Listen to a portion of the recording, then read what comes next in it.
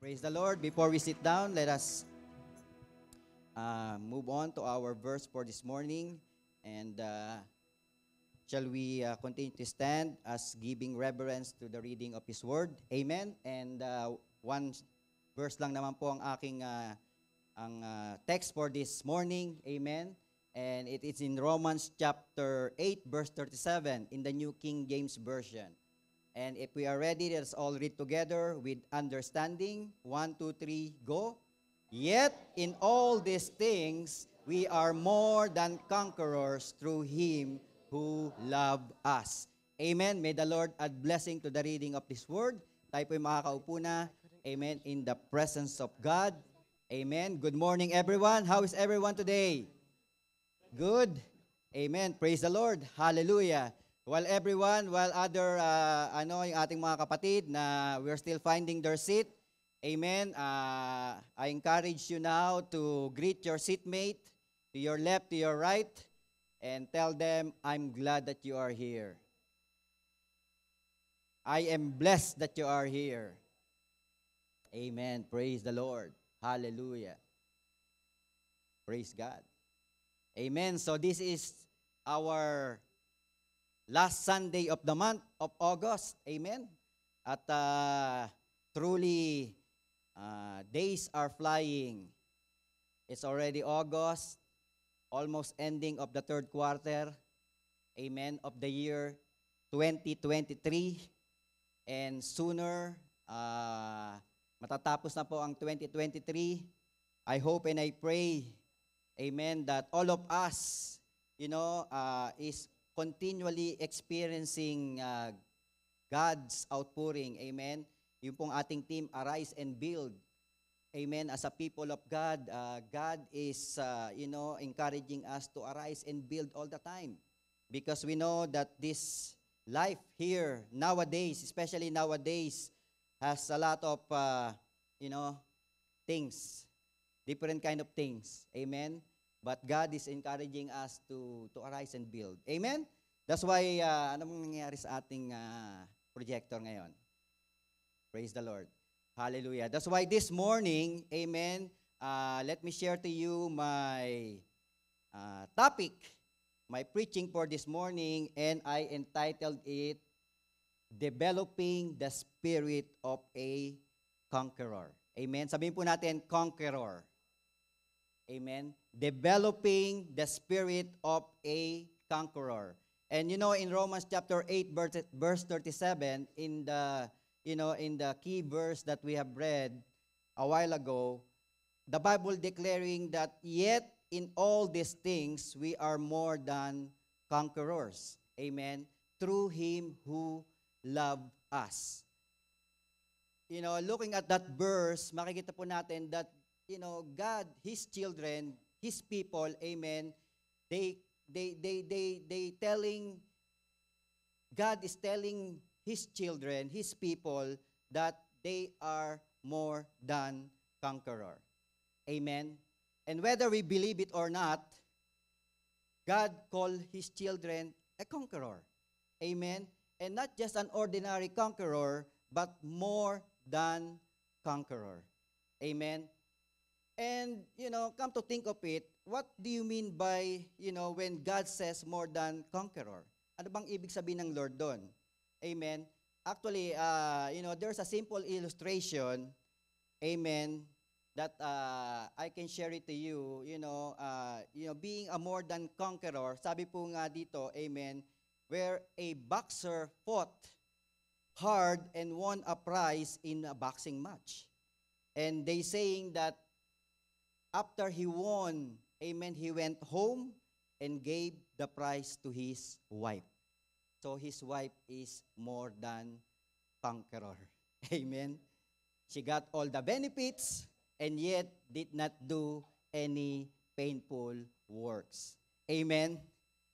But, in a way, amen, biblically speaking, it is somehow it's a great truth about our salvation. One of the very reason why Jesus Christ died on the cross is for us to receive salvation. So when we receive Him as our Lord and personal Savior, amen, we receive salvation from God. Amen. And God is saying that we are more than conqueror. Amen. When Jesus shed his blood and died on the cross for our sin, amen, he is the one who received all the pain. He is the one who received all the sufferings. Amen.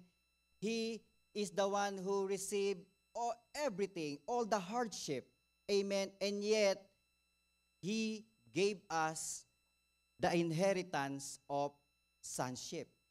And the Bible declares in John chapter 1 verse 12 in the NIV version, it says in there, "Yet to all who did receive him," amen, all who receive him, meaning all people who receive Jesus Christ, amen, to those who believe in his name, not only receiving him, but also believing in his name, the Bible is saying he gave the right to become children of God. Amen. That's why, we are more than conquerors. It's the Lord Jesus Christ who did everything on the cross, and yet, when we believe in him and we receive him, we receive, amen, the sonship. We have the opportunity and a chance to become children of God. Amen. It was freely given unto us. It is a gift. There's nothing to be done. You don't need to go to the cross and die. You don't need to do good works to receive salvation. It is a free gift from God. That's why it says in Ephesians chapter 2 verse 8, if it is by grace you have been saved through faith. And this is not from yourselves. It is a gift of God. Amen? It is a gift of God. That's why we are more than conquerors. It is God who did everything. Kaya nga po, yung ating kanta, Jesus have overcome. Jesus have won the victory. Amen?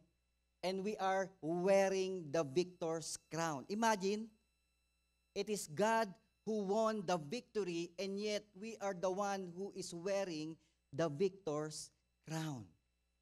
Amen? That's why as a believer and follower of the Lord Jesus Christ, we are enjoying the benefits of the cross of Calvary by receiving him as our Lord and personal Savior. We are justified, we are sanctified, we are redeemed, we are a new creation, we are healed, we are blessed, and many, many, many more. Amen. That's why God has called us to live in a place of victory regardless of the season we're in.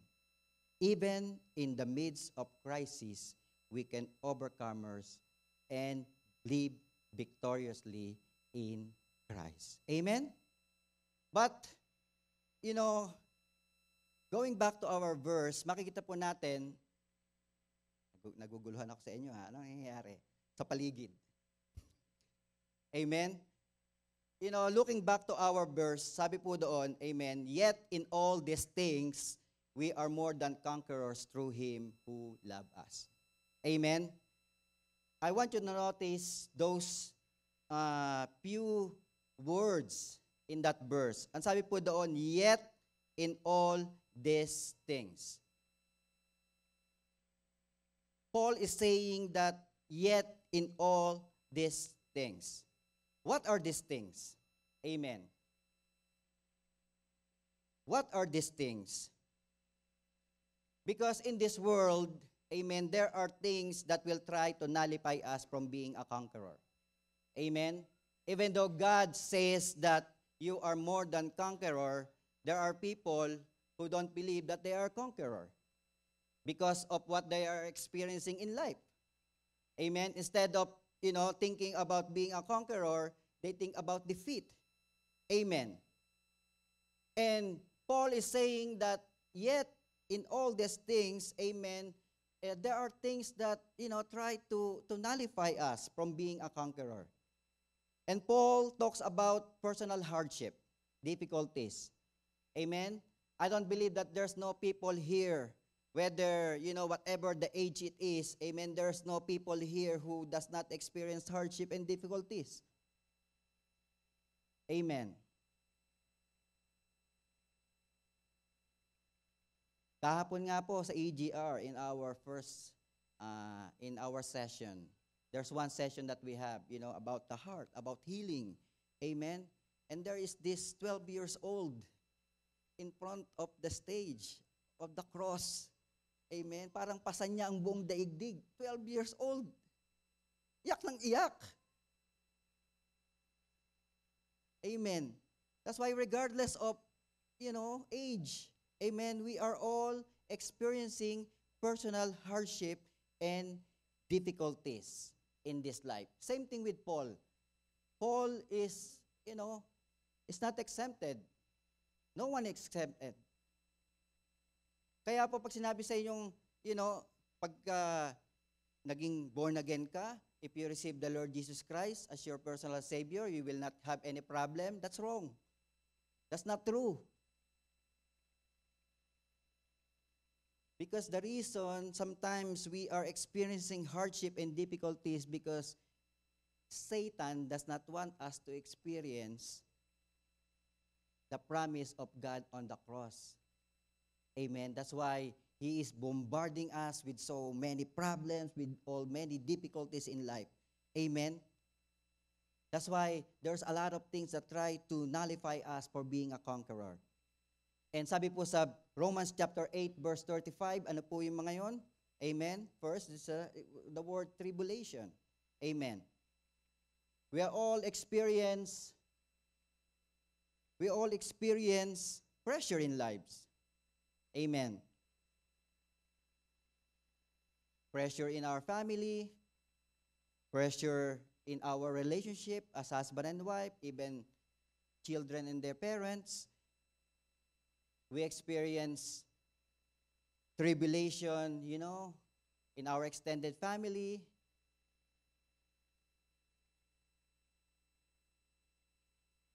Sometimes the problem is, mas babait pa tayo sa ating kaibigan kaysa mga kapamilya natin.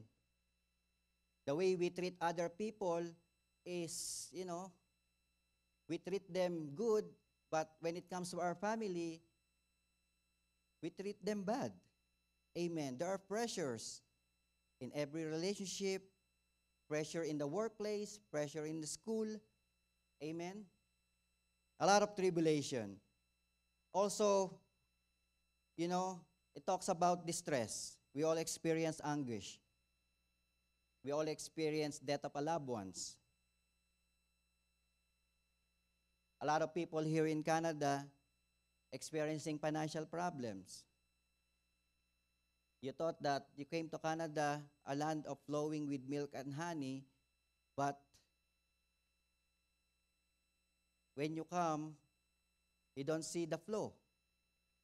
There's no flow, nothing flowing. It's like, ito yung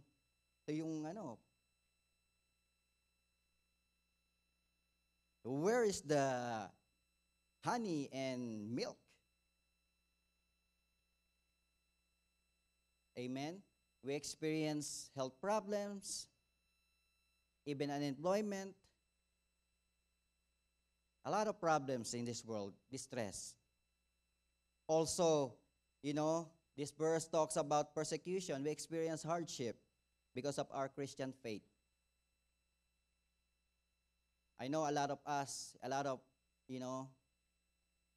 experience persecution with our family, especially, sa ating mga young people who are there, they're the only one who knows the Lord. Amen? They experience persecution from their parents.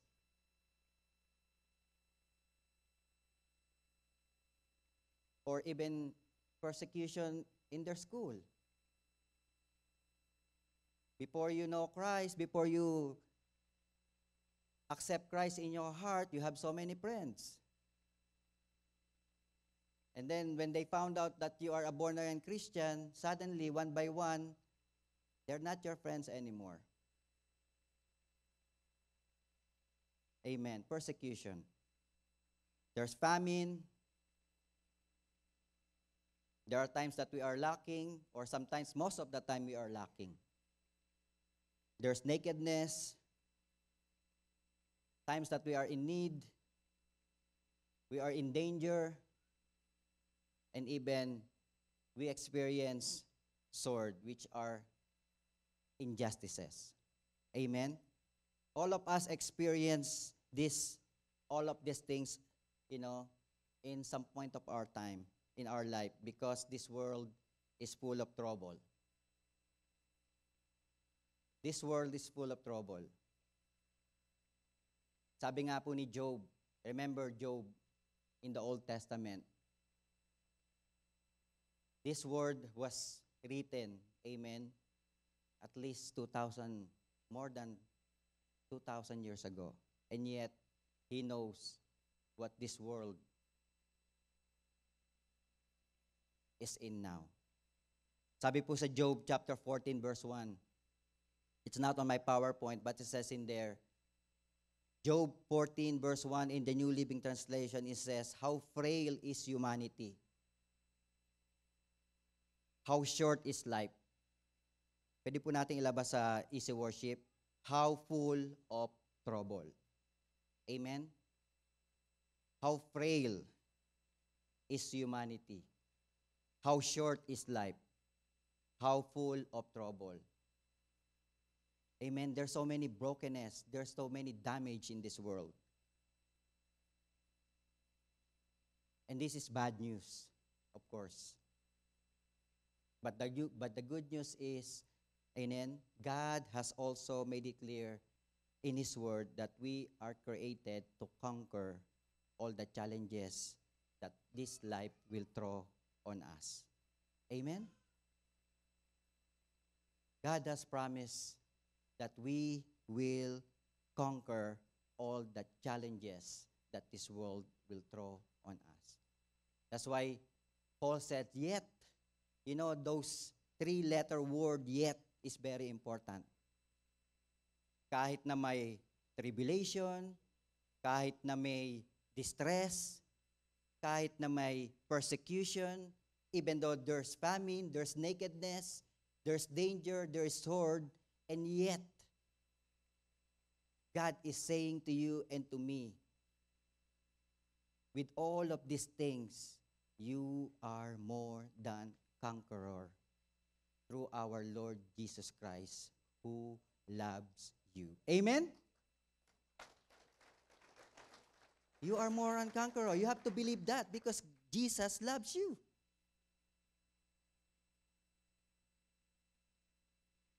Actually, being here, amen, is one of a sign that the Lord loves you. You might be in other places. You might be in the mall. You might be in the mountains. You might be anywhere. But God has appointed you to be here today because God loves you. He wants you to hear His word. Amen? And now God is saying to you, and yet, in spite of all these things, of all these troubles that is happening in this world, you are more than conqueror. You need to believe that in your heart. Amen? Tell it to your seatmate, you are more than conqueror. Tell to your seatmate again, I am more than conqueror. Amen? I am more than conqueror. There is power in confession. We need to confess it. I am a conqueror. I am more than conqueror. I can do this. I can do all things through Christ who strengthens me. Amen? And we will not let these challenges of life overwhelm us. We will not let these, challenges of life force us to bow down. But we are meant to be free. We are meant to force for all these troubles in life to bow down before us. Amen? We are meant to ride over any storm that will come into each and everyone's life in this place. Amen? That's why we need to be a conqueror. But how can you be a conqueror? Amen? This morning, amen, allow me to just share to you three attitudes of a conqueror. Amen. Because it is important that we need to know what are the attitudes of a conqueror. Amen. And if I ask you this morning, amen, how do you see yourself? You came here today, this morning. How do you see yourself? Amen. In your honest opinion and honest assessment, of course, you are the only one who knows what are you going through. Amen. But how do you see yourself today? Do you see yourself as a conqueror who wins nearly every fight or battle in your life?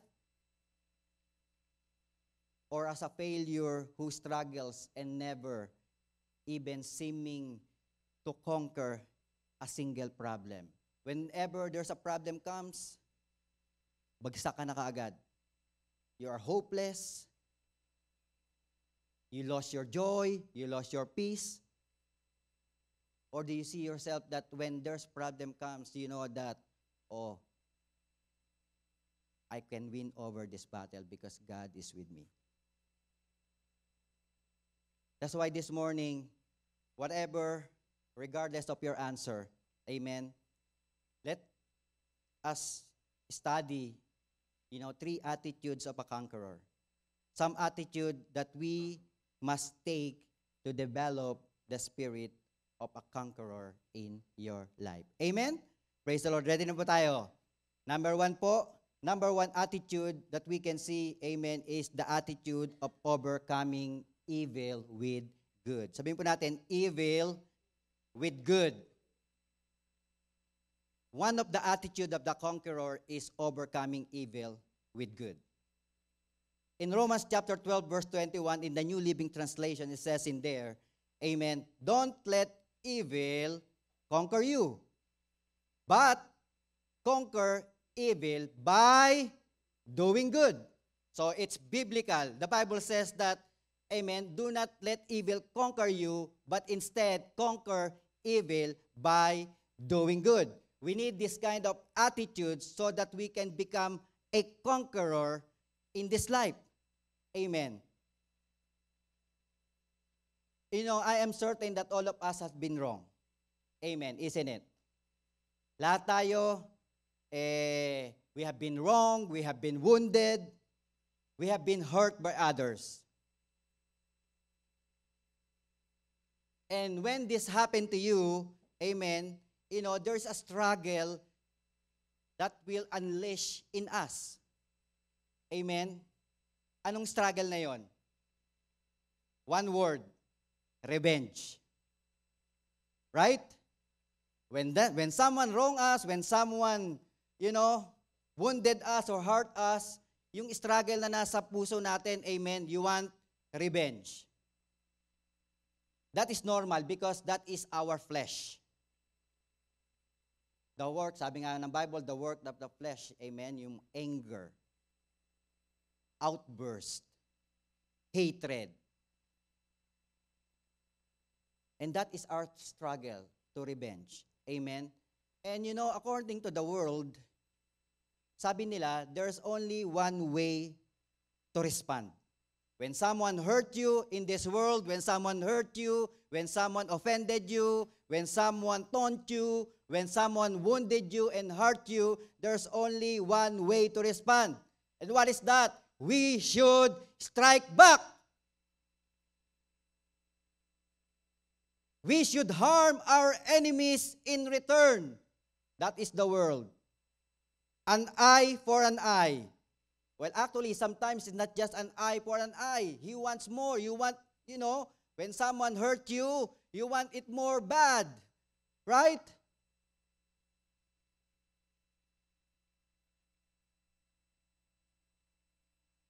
When someone hit you, slap you on the left, you will slap them left and right. It's more than an eye to eye. Amen. You want justice. That is the world. We want to give back much more harm than we got. Sino po rito yung nakaka-experience na yon? Lahat po tayo. Amen? Especially when we haven't, known God in our lives. I remember, when I was young, I haven't known the Lord. I live in Caloocan. A lot of riot, right? When someone got hurt, your friend got hurt, okay, let's all go. Right? Sino dito yung mga basagulero? You know what I mean?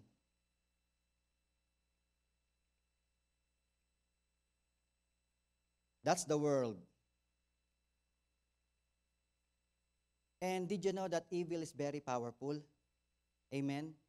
Evil is very powerful because when you yield, when we yield to it, when we yield to that evil, amen, it gets to our system and it replicates it.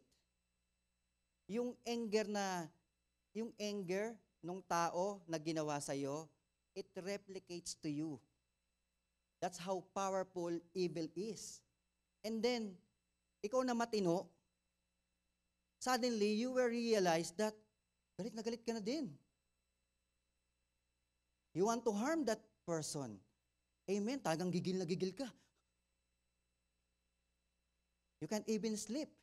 You don't want, the night to come. Or you want the night to just pass by right away. Kailangan umaga na. Para makabawi na ako. Right. When we are angry, we start doing evil as well. And so that we start harming people. That is the world. But in the Sermon of the Mount, where Jesus Christ is telling His disciples, His people, His children, amen, sabi po ng Matthew chapter 4, chapter 5, verse 43 to 48, amen, it says in there, you have heard that it was said, love your neighbor and hate your enemy. This is in the Old Testament. Kaya nga po in the Old Testament, amen, eye for an eye, tooth for a tooth. When someone remove your eye, well, you remove the eye as well. When someone remove your tooth, you remove the tooth. Amen. But Jesus Christ is saying, that's from then. It's different now. Amen. In verse 44, it says in there, but I tell you, love your enemies and pray for those who persecute you. Amen. Jesus Christ is showing us another way to respond. And what is that respond? The respond to love. Love your enemies and pray for those who persecute you. Hirap, di ba? This is hard. Amen? This is hard. And the only person who can do this is someone who really knows the Lord very much in their heart. Because, if you don't know God, yung love ng Lord, it will not flow from you. That's why it's hard to do it. You cannot, it's hard to forgive. It's hard not to fight back. Amen. But the Bible declares in Romans chapter 12, verse 19, amen, dear friends, never take revenge. God is saying to you now, today, this morning, dear friends, never take revenge. Leave that to the righteous anger of God. For the scripture says, I will take revenge, I will pay them back, says the Lord. Amen? If you retaliate, if you revenge, how can God move? Right? If you put everything in your hands, how can God move? How can God repay to the evil that was done? That's why the Bible is saying, amen, leave room for God's wrath. And if we understand this in our heart, amen, alam natin na someone is, someone wronged you, you know that God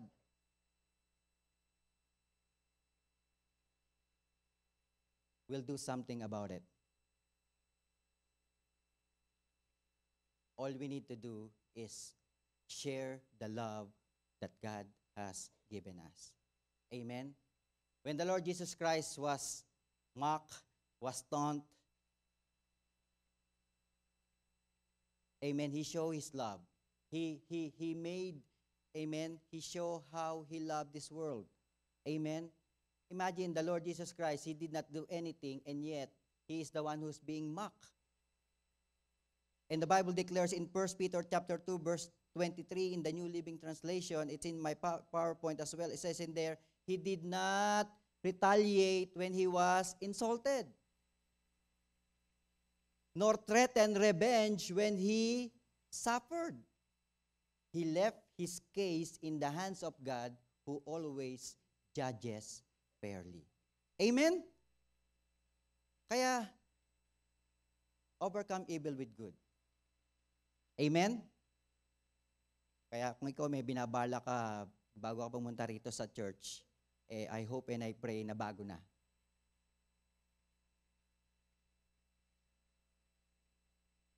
Amen?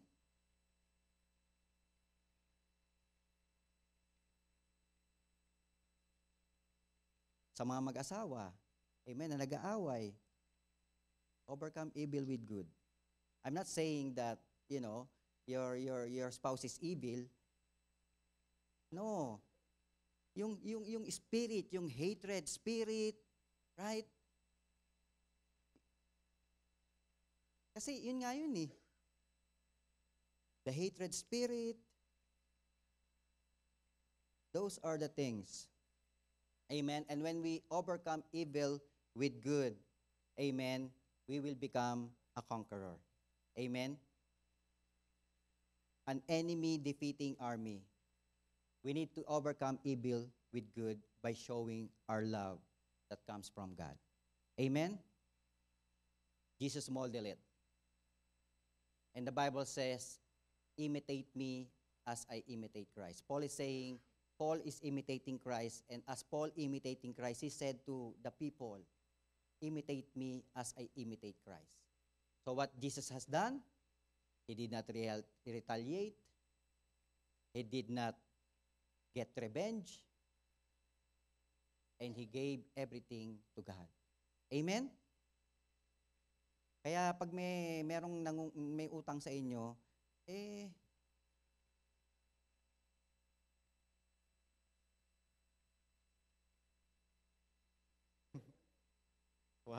ba't nakangiti yung nangungutang? Remember, leave wrath for God. Hindi porke hindi ka pinagbabayad ng utang mo, free ka na. Amen? But for those who, having problems, leave everything to God. Amen. Kaya nga nangutangin, walang pera eh. Why you expect them to pay you? Right? Kung ako may pera, mangungutang ba ako? Kaya ako nangungutang sa'yo dahil wala akong pera. Ano bang babayad ko sa'yo? Yung inutang ko, nangutang pa ako. Right? It's, basic reasoning. Kaya nangutang walang pera. Kaya walang pambayad. So, what do you expect? That's why, let me give you a tip. Ito, natutunan po namin ni Pastora to. Amen. When someone nangungutang sa inyo, amen, of course, just give whatever you can. Nangungutang ng $50, $5 lang meron ka. Sabihin mo, I don't have $50, but I can give you this much money just to help you. Diba? It's from your heart. Ayun, kung di ka mabayaran, it's okay. It's from your heart. That's how you do it. Nakatulong ka na, maluwag pa sa puso mo. Amen? And you can overcome evil with good. Amen? That's why, palakpakan po natin ang Diyos na buhay. Amen? To be a conqueror, overcome evil with good. Second point, amen, Mabilis po tayo ngayon. Mabilis lang tayo ngayon. Amen. Magtuturo pa ako mamaya sa baba after nito. Amen. Secondly, number 2, the attitude on guarding your heart with all diligence. Sabi po natin, guarding your heart. Amen. And not only guarding your heart, but with all diligence. Amen. Proverbs chapter 4, verse 23, it says in there, above all else, guard your heart, for everything you do flows from it. Amen. Sabi nga po ng Bible, everything that we do comes from our heart. Amen. It's biblical. Whatever is in our heart, comes out in our life. Comes out in your life. Amen. If your heart is full of good things, your life will show all the good things. Your life will show goodness. But if your heart is full of sinful thoughts, your life will show them. Amen. And Matthew chapter 12 verse 34b, it also says in there, whatever is in your heart, in the New Living Translation, determines what you say. In other translation, out of the abundance of the heart, the mouth speaks. So whatever is in your heart, it will show. Amen. You can pretend, but whatever is in this heart, it will show. If you have anger, it will show. If you have resentment, it will show. If you have bitterness, it will show. If you have goodness, it will show. If you have love, it will show. If you have peace, joy, it will show. Amen. That's why allowing sin in our heart pollutes our entire life. It's very, very dangerous. That's why we need to guard our heart with all diligence. Amen. And guarding the heart is an attitude of a conqueror. Ultimately, the devil, Satan, our enemy, amen, is after our heart. It's after your heart. Because our heart is very, very important to the Lord. Amen. Our heart is the place where faith and trust in God is generated. I remember a story about, in the book of Acts, amen, when Ananias and Sapphira, amen, for all, people who don't know this story, there is a couple, amen, whose name is Sapphira and Ananias, and during those times in the book of Acts, they sell their property, their possessions, and give it to the church. Amen. So Ananias, what he did is he sell his property, amen. But what he did is yung pinagbentahan niya, amen, he did not give everything to the church. He saved some money for him, and then the rest gave it to the church. But he's saying to Peter, amen, that this is all what has been sold. And to cut the story short, nagalit po ang Lord because he was lying. And the Bible declares in James chapter 1 verse, in Acts chapter 5 verse 3, amen, sabi po ni Peter kay Ananias, then Peter said, why have you let Satan fill your heart? So it is the heart. Amen? That's why it's very important we need to guard our heart. Amen?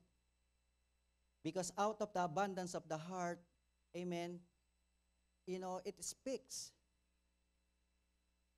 Ang heart ni Ananias siguro, kailangan ko rin ng pera Or there's nothing wrong with that, na kailangan niya ng pera. But what is God is saying here? Amen? We need to be honest and true to ourselves. And then here, sabi po dito, why have you let Satan fill your heart? You lied to the Holy Spirit and you kept some of the money for yourself. And what happened to Ananias? Amen? He just fall down and die on the spot. That's a very sad story. And then comes Sapphira, his wife. Hindi niya alam ang nangyari sa kanyang asawa na si Ananias, that he died. And then Peter asked her as well. The same answer. And she died as well. That's why, my dear brothers and sisters, we might die physically. Amen. But if we are not guarding our heart, we might die spiritually because of this sin. That's why, amen, we need to guard our heart with all diligence. Amen? And how can we guard our heart? Unang-una po siguro, it's in James chapter 1, verse 14 to 15, in the New Living Translation. James 1, chapter 14 and 15. Sabi po doon, temptation comes from our own desires, which entice us and drag us away. These desires give birth to sinful actions, and when sin is allowed to grow, it gives birth to death. My dear brothers and sisters, do not entertain any simple thought that could grow to become a desire in our heart. Amen? You know, Satan, what he does, amen, you know that our mind and heart is connected. Whatever we put in our mind, it goes to our heart. That's why Satan will put so many things in your mind. And when it comes to our mind, it becomes a desire. And when it becomes a desire, it will entice us and drag us away. And it will give birth to sinful action. And when the sin is allowed to grow, it gives birth to death. Amen? That's why don't entertain any simple thoughts. Kaya nga kanina, overcome evil with good. Anong pwedeng ilagay ng enemy? What are the things that the enemy can put in your mind? Right? Those are sinful thoughts.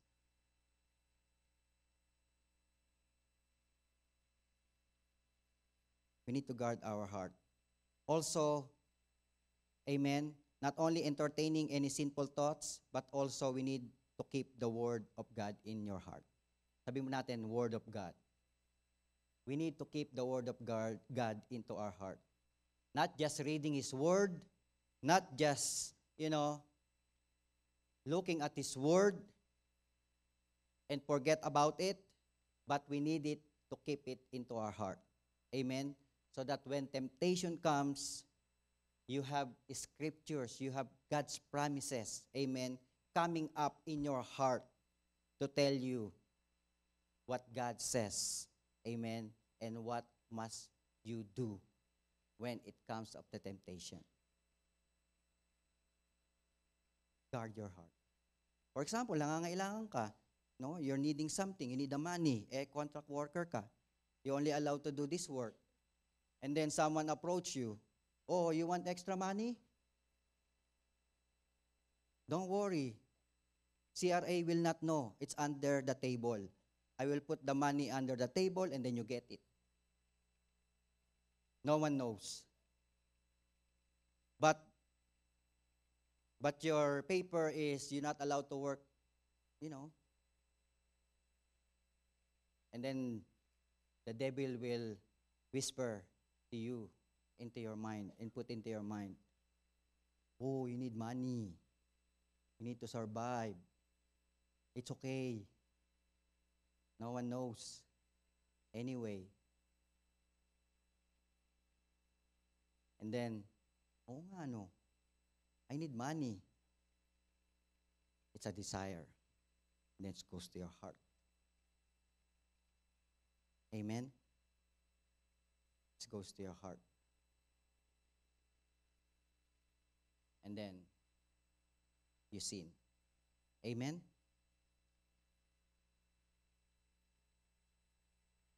That's why the Bible declares in Psalms 119 verse 11 as well in my PowerPoint. Amen.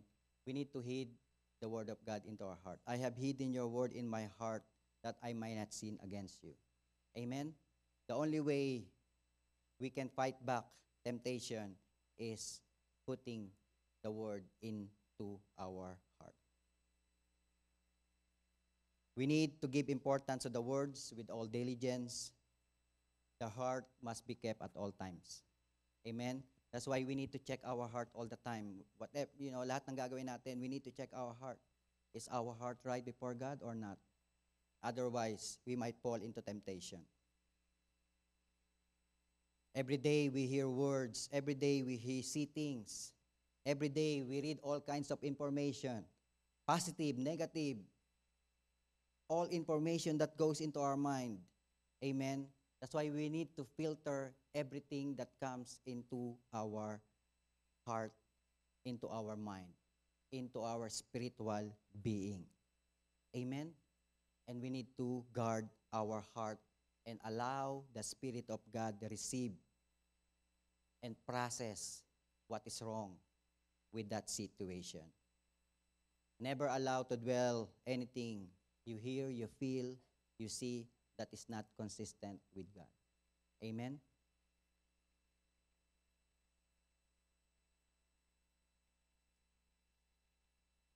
Every day is a battle. Even when you wake up in the morning, the battle is there. This morning, you might experience you are lazy going to church. And the enemy is saying to you, you're tired. You need rest. Mag-online ka na lang. Online relationship muna kayo ni Lord ngayon. Wala po akong pinapatamaan sa live. Amen. But if you have the capability to go to church, go to church. Amen. Kasi mahirap pag online. Then there's so much, distractions. We experienced that. Amen. 2 years ago, 3 years ago, I know that. While you are watching the service, there are so many things that you want to do. You want to pee. You want to drink coffee. Right? All of us experience that. You putting your hands on the coffee table, and then suddenly you're sleeping. Right? And then you wake up, closing prayer. Tapos, pag-check ka na attendance mo, nanood ka ng online, di mo naman naiintindihan yung pinanood mo because you're sleeping. Amen? That's why, as much as possible, if we are able, amen, we need to go to church. We need to filter everything that comes into our heart, our mind. Amen? And if anything that is not the will of God, anything that is not that is against the word of God, amen, we need to reject it. Amen? Praise the Lord. Kaya nga po, on my last point, amen, first, we need to overcome evil with good. Secondly, we need to guard our heart, not only guarding our heart, but with all diligence. And third point is we need the attitude of setting your boundaries. Sabihin po natin, boundaries. You need the attitude of setting your boundaries. In 2 Thessalonians chapter 3, verse 6, and says in there, in the name of the Lord Jesus Christ, we command you, brothers and sisters, to keep away from every believer who is idle and disruptive and does not live according to the teaching you receive from us. Amen. The Bible is saying here that you need to keep away from them. I know marami tayong kaibigan. All of us. Your 1,000 friends in Facebook. Sometimes when we go to birthday, amen, you see so many people, you haven't seen them. We have lots of friends. Amen. But the Bible is saying here that we need to keep away from every people who is idle and disruptive and does not live according to the teaching from the Lord.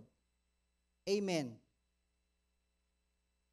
Well, God expects us to love our enemy, amen, and forgive them, but it doesn't necessarily mean that you will need to be friends with them. Amen. It doesn't need to be, not necessarily that you need to be friends with them. Amen. It is good to set boundaries with those who hate or despise you, other people, and even the Word of God. Because it will help us give peace. The peace will grow into our life. Amen? How can boundaries apply to your enemy? Well, pray for them. We can pray for them, for their repentance, for their salvation. Amen? While keeping our boundaries in place. Sabi po ng Proverbs chapter 1 verse 10 in the New Living Translation. It says in there, "My child, if sinners entice you, turn your back on them."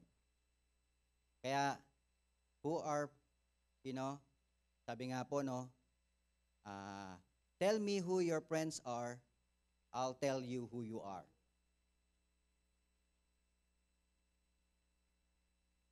I think that's true.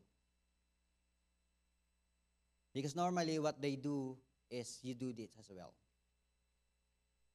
Hindi nga lang alam ng ibang tao, amen, but you are doing it. But this verse is not saying that we cannot try to save them. Of course, we love sinners. We want them to be transformed, right? We love them. But, amen, we must be honest into ourselves. Amen. Do we influence them more or they can influence us more? That's the only thing that you need to ask yourself. If they can influence you, then you need to go away. You need to turn back on them. But if you can influence them, then it's okay. Amen? We should stay away until we are strong enough to be a positive influence to those people. Because otherwise, in 1 Corinthians chapter 15, verse 33, it also says in there, amen, do not be misled. Bad company corrupts good character. Amen? The problem with most of people is that they value too much, amen, on other things. For example, they value too much on the word utang na loob. Right? Sino rito yung marami rito? Lalo na yung mga, you went to Canada, someone helped you to go here. They pay for your ticket, they pay for your processing. You have the utang na loob. Or your employer, they're the one who hired you, who give you a good life. Amen? You have the utang na loob. In English, ginugol ko debt of gratitude. Or reciprocity. Pala nyo, ha? That's those English speaking. Debt of gratitude. Utang na loob. But this word, this utang na loob is where we get us in trouble. Amen? Because this is where compromising comes out.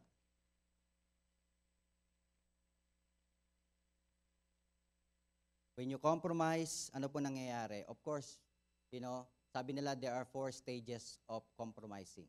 First, you attract. There is an attraction. Something gets your attention. If there's something that is more important than God, then this is the first stage. You are being attracted. Sa trabaho, what is more important? Your job or God? Because if what is more important is job rather than God, then you can always say yes to your boss. Right? But if you know that God is more important than your job, then you will learn how to say no to your boss. Simple as that.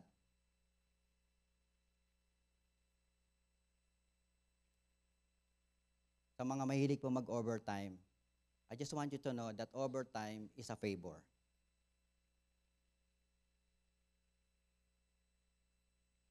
When they ask you to overtime, they asking you a favor. And you can always say no because that's not your standard hours of work. They are asking you for a favor. And if you can say, I have something else to do, then they will understand. Alisin na po natin sa isip natin yung utang na loob. Because it is God who give blessing to them anyway. It is God who gives you the ability to work. It is God who gives you the ability to produce wealth. Amen? Everything. That's why you have to think of it. Attraction. Next stage, makita po natin, justification. When we are attracted to something, then we justify. Amen? We make reasons for the wrongs to be okay. Kaya nga, yung word na lumalabas sa bibig natin, maintindihan ng Lord, that's compromise. You are reasoning. We make reasons for the wrongs. And then indulgence. Wala na yung restraints are being removed. Amen? They are more important, your conscience is hardened. You do it again, you do it again, you do it again. There is indulgence. Okay lang sa'yo, it's normal na. Kaya minsan, sometimes, ikaw pa ang nagsasabi, okay lang, maintindihan naman ako ng life group leader ko eh. Amen. And then last, redefinition. We redefine what is wrong according to the Bible are present in our lives. Amen? That's why we need to be wise, my dear brothers and sisters. We must know who to listen to. Of course, we listen to God, young people, children, CYN, you need to listen to your parents. They only think about, what is good for you, and even listen to godly friends. When someone is telling you to do these things and you know that is wrong, then, amen, we need to set boundaries for them. They are not good for you. There are so many people in this world. God will find you a different friend who is the real friend. Amen? We listen to them, but not listen to anyone who would entice us to do evil.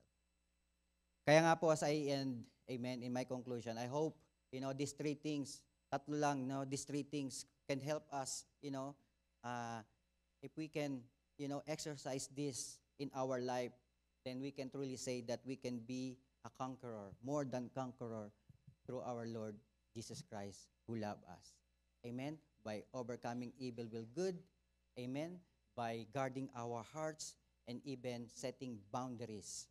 Amen? Setting boundaries, amen, to the things that is happening around us. That's why as I end, amen,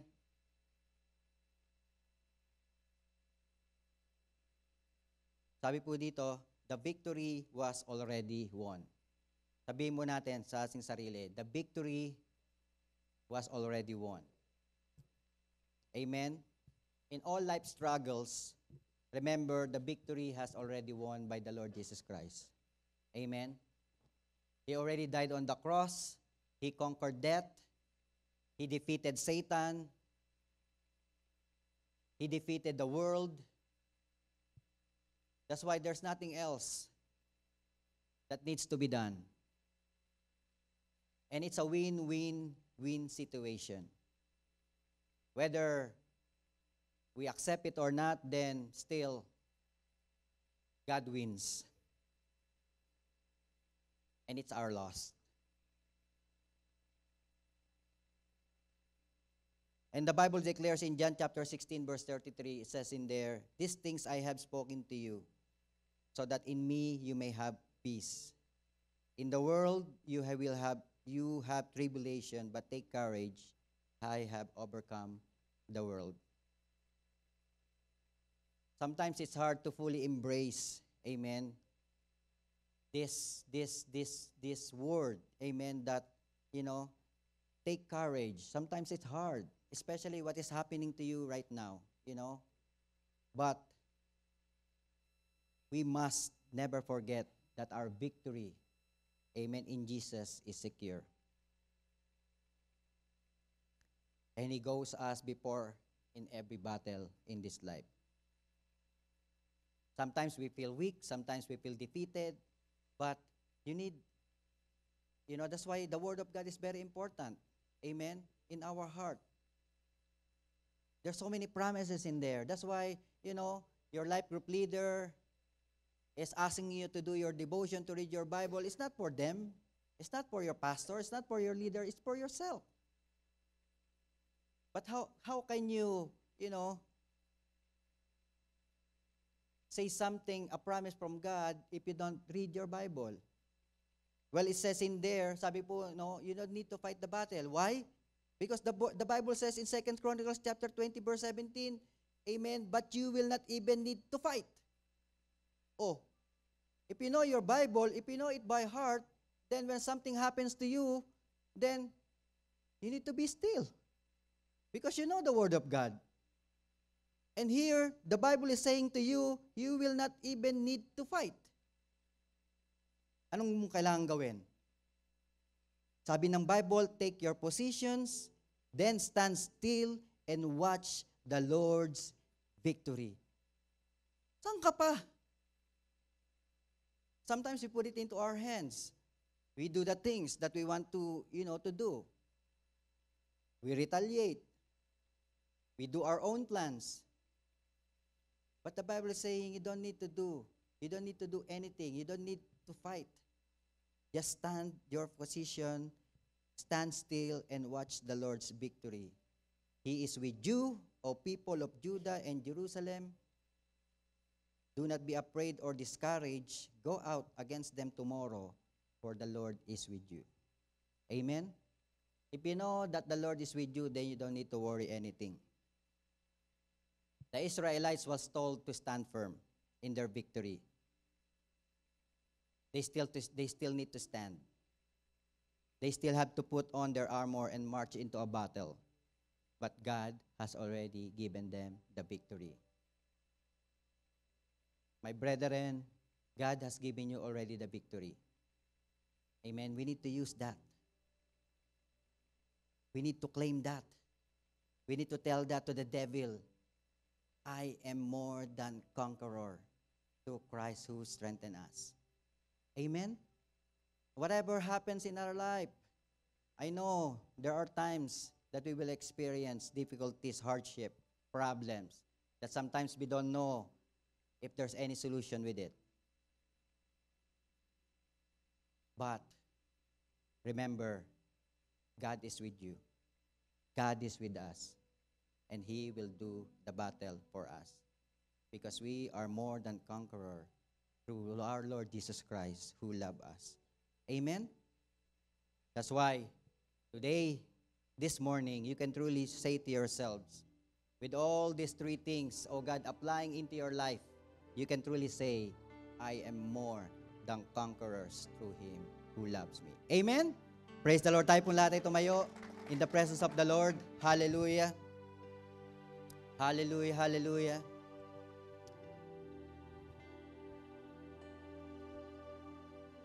This is a great encouragement to each and every one of us. Today, this is the last topic of this month of August, an enemy-defeating army. You know, God has called us to be an army. Not only just an army, but an enemy-defeating army.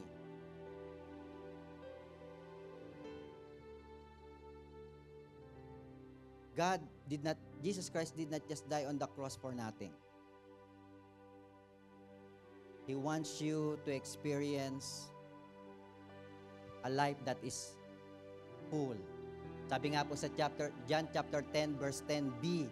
Amen? In John chapter 10 verse 10, the devil, Satan, comes to kill, to steal, and to destroy. But God, amen? But Jesus, yun ba yun? Mali. Kaya tama. The enemy, the thief comes only to steal, to kill, and to destroy. But Jesus Christ have come so that you may have life and have it to the full. That's why today, we are victorious. You need to put that into your heart. You are victorious. The enemy might,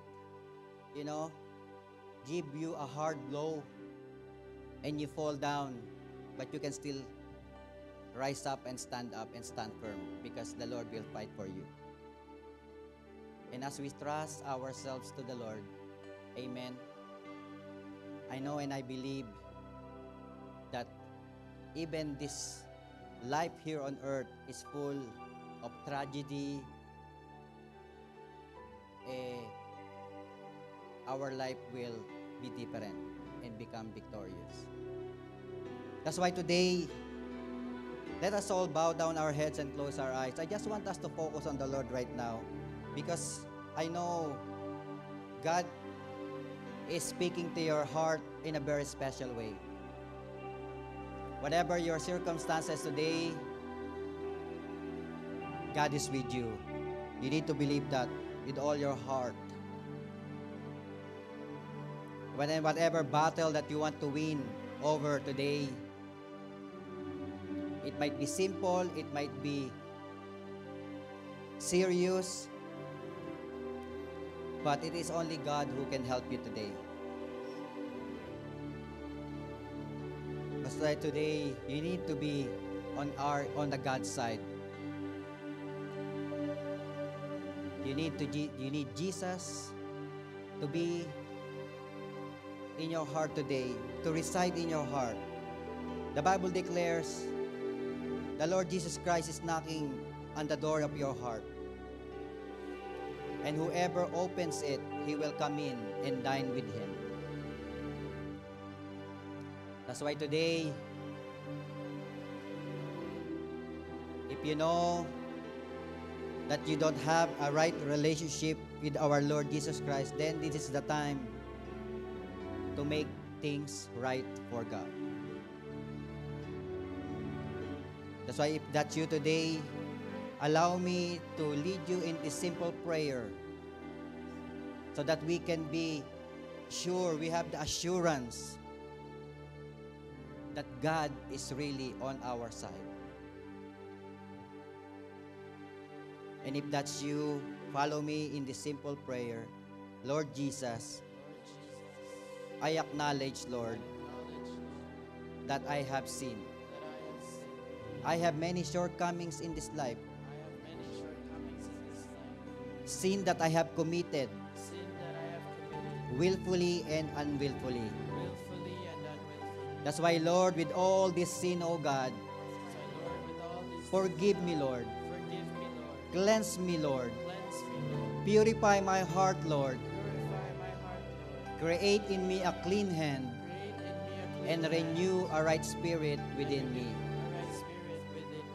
And Lord, I open my heart unto you. Come into my heart. Be my Lord. Be my Savior. Be the master of my life. Help me, Lord, to fight the battle that will come into my life. And Lord, help me as well to live a life that is pleasing unto you. In Jesus' name, amen and amen. Praise the Lord. Let us all sing one song to the Lord. Hallelujah. Seated above, enthroned in the Father's love, destined to die, poured out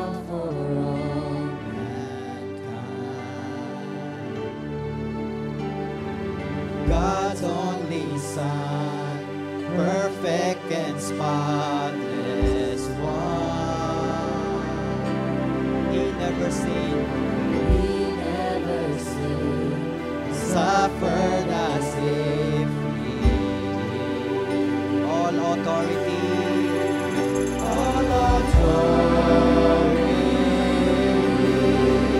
every victory is yours.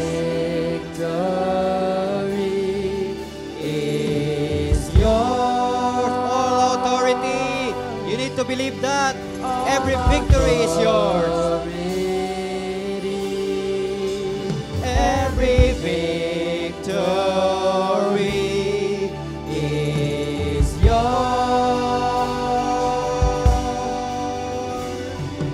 Savior, worthy of honor and glory, worthy of all our praise. You overcame. Jesus, Jesus, awesome and power forever.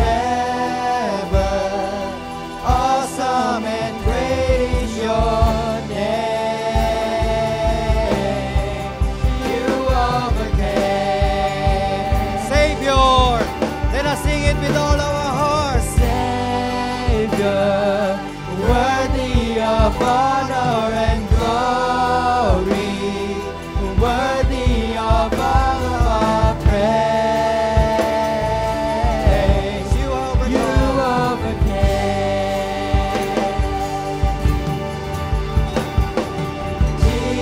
Jesus, awesome and power forever.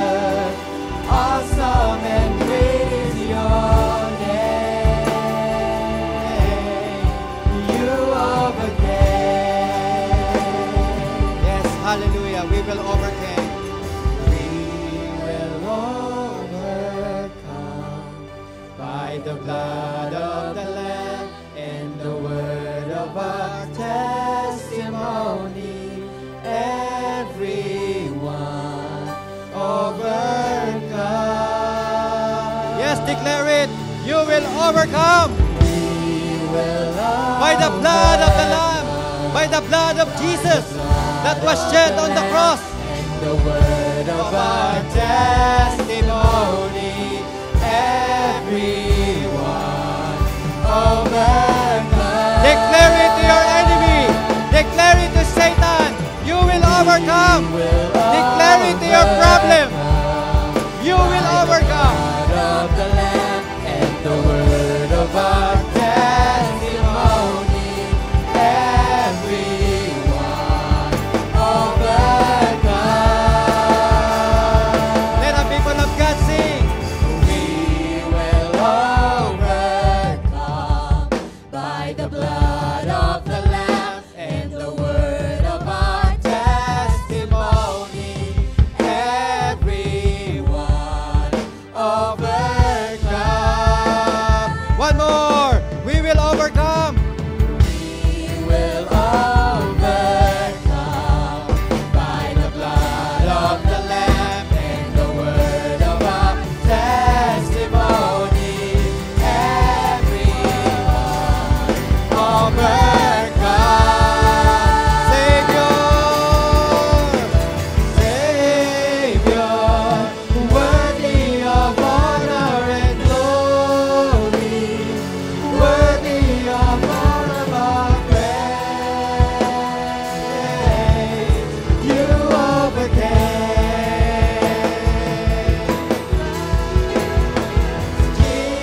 Jesus, awesome in power forever. Awesome and great is your name. You overcame. Hallelujah. Hallelujah. Yes. Say it to Satan. You have no right on me. I defeat you by the blood of the Lamb. You problem, get out in my life. You sin, get out in my life. I am more than conqueror through Christ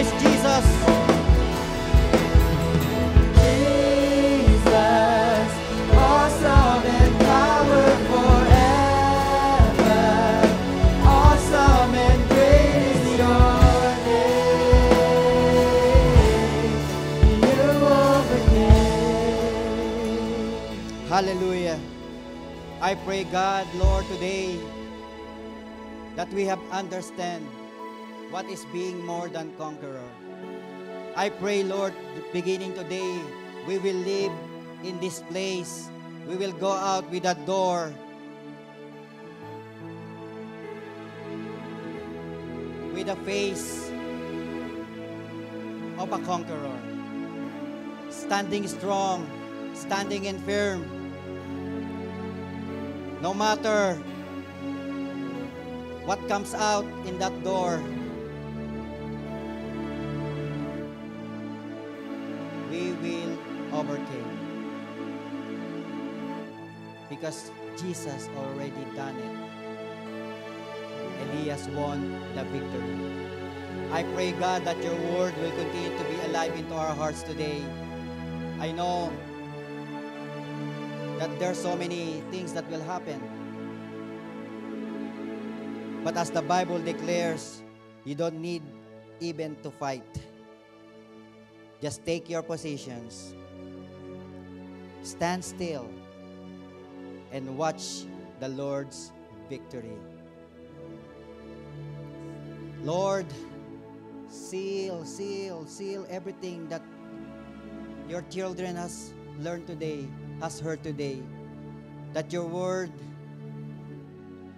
that they will use your word, oh God, to fight against the enemy, against this battle in life.